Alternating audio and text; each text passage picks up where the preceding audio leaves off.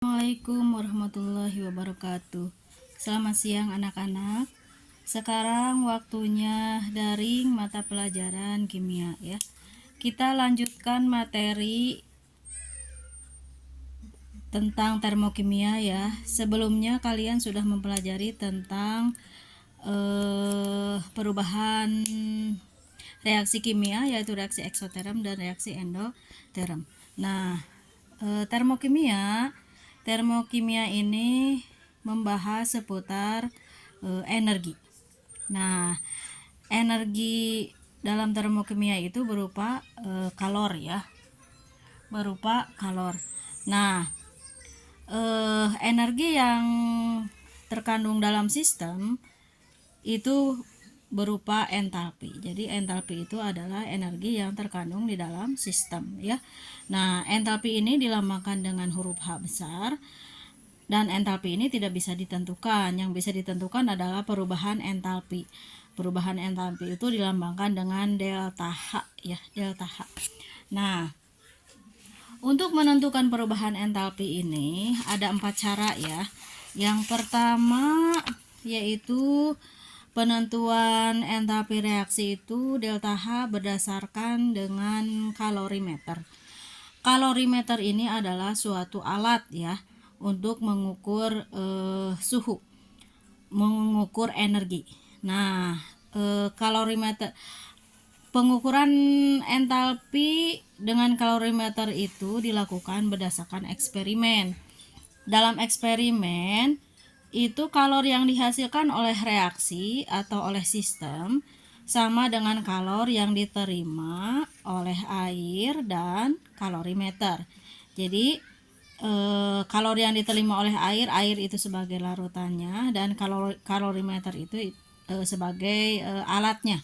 Nah, ibu tadi men-share gambar kalorimeter ya.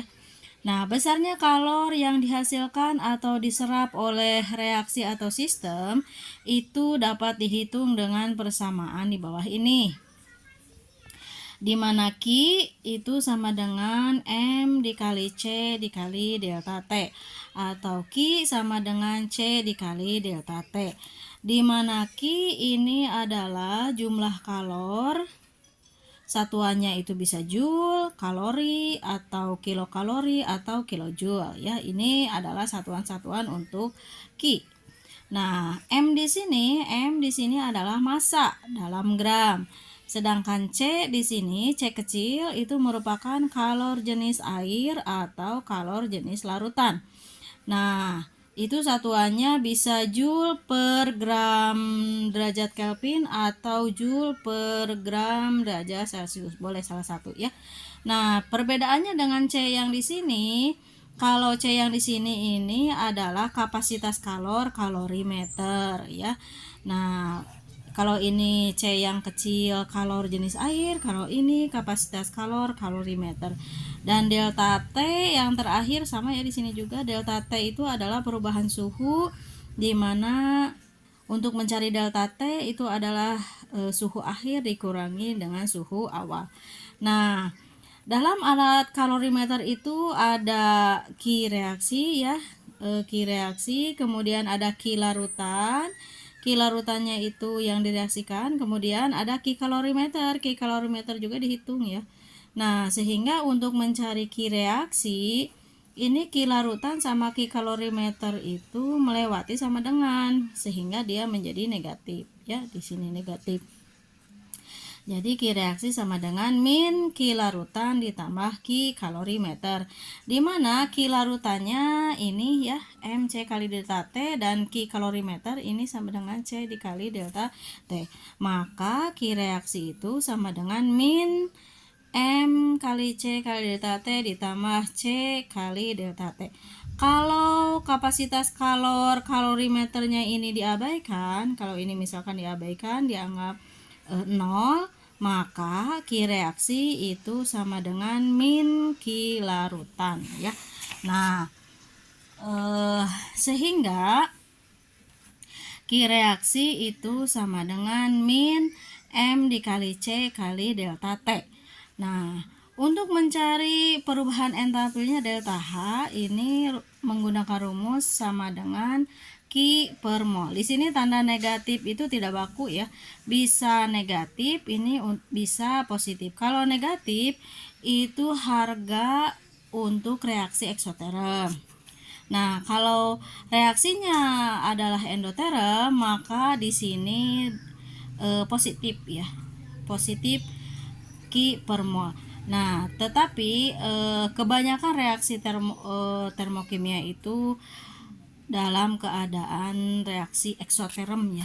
Perubahan suhunya itu eksoterm, reaksinya eksoterm. Nah, di sini ada contoh soal. Kalian perhatikan.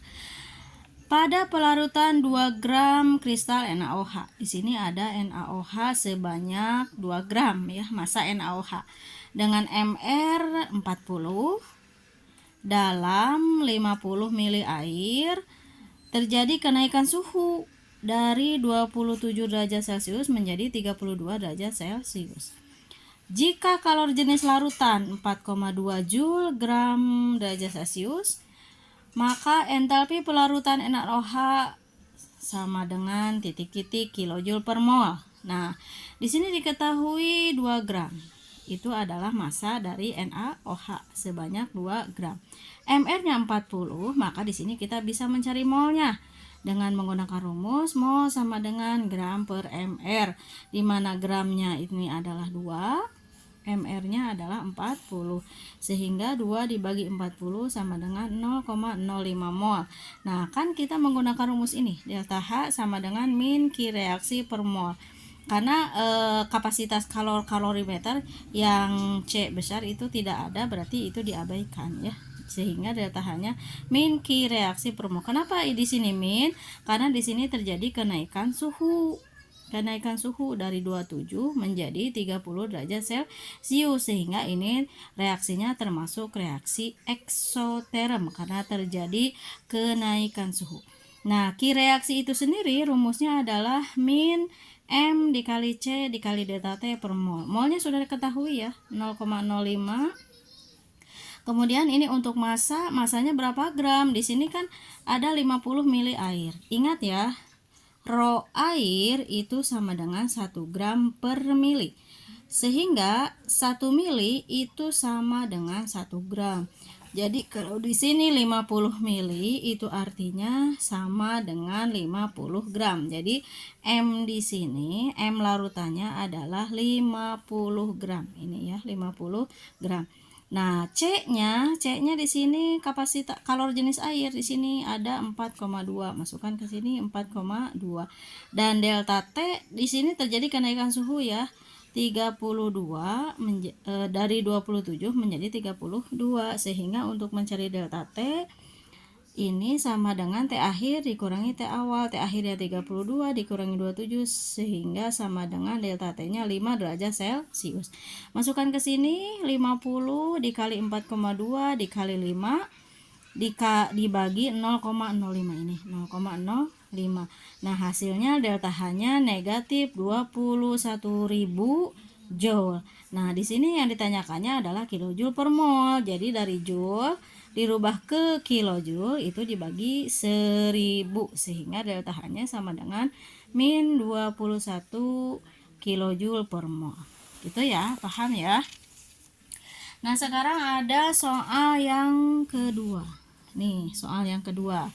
Nah, pada suhu 25 derajat Celcius direaksikan 50 ml larutan HCl 0,4 M dengan 50 ml larutan NaOH 0,4 M dalam kalorimeter. Jadi di dalam kalorimeter itu direaksikan larutan HCl dengan larutan NaOH ya. Nah, ternyata suhu naik menjadi 28 derajat Celcius. Berarti ini reaksinya adalah reaksi eksoterm, sehingga delta H-nya mana di sini? Nah, ini. Delta H-nya di sini negatif ya, karena reaksinya eksoterm. Nah, jika Rho-nya sama dengan 1 gram per mili dan C-nya 4,2 Joule gram derajat Kelvin, Tentukan entalpi penetralan dalam kilojoule per mol ya. Jawab. Di sini direaksikan ya. Yang direaksikannya adalah di sini HCl dengan NaOH. HCl ditambah NaOH itu akan menghasilkan NaCl plus H2O ya. Di sini HCl-nya adalah 50 mili, kemudian 0,4 M, 50 mili 0,4 M. NaOH juga sama, yaitu 50 mili 0,4 M. Ya. Nah, di sini kita bisa menghitung volume total ya. Di volume total itu dijumlahkan volume HCl ditambah volume NaOH, yaitu 50 ditambah 50 sama dengan 100 mili. Nah, 100 mili ini sama dengan 100 gram ya. Udah kamu paham tadi ya. Nah, ini adalah diketahui M-nya. M yang ini ya, M yang ini. C-nya itu sudah diketahui 4,2 joule. Kemudian delta T-nya perubahan suhu. Di sini perubahan suhunya T akhirnya 28, T awalnya 25. Sehingga delta T-nya adalah 3. Delta T-nya adalah 3. Nah, sekarang yang jadi masalah adalah mencari mol. Nah, kalau soal yang nomor 1 itu molnya menggunakan rumus gram per mr. Kalau di sini bingung karena ada dua, ada HCl dan NaOH. Karena di sini bilangannya sama, ini 50, ini 0,4, ini 50, ini 0,4, maka kita pakai salah satunya ya. Boleh yang HCl, boleh yang NaOH ya. Nah, kalau misalkan di sini 25, di sini 50, maka yang digunakan adalah yang kecil.